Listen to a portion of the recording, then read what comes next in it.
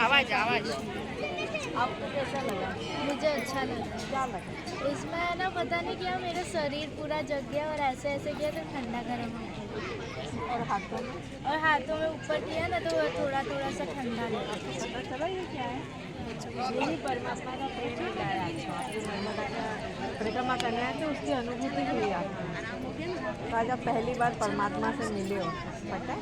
आप करो सहयोग, अच्छा है, बच्चों के लिए बहुत अच्छा है भाई। कहाँ से आए बेटा? मैं वडोदरा अजवा रोड से आई। बड़ौदा। बेटा ये कैंप जो लगाया है बड़ौदा कलेक्टिविटी ने लगाया है, तो आप बड़ौदा वालों से मिलना चाहेंगे? हाँ, हैं? हाँ। वेलकम।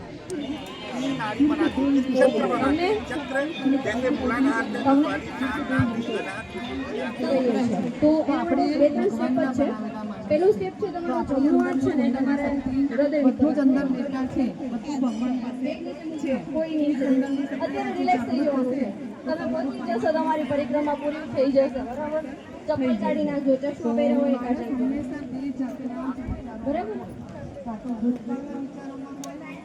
જમણો હાથ તમારે હૃદય પર રાખવાનો છે.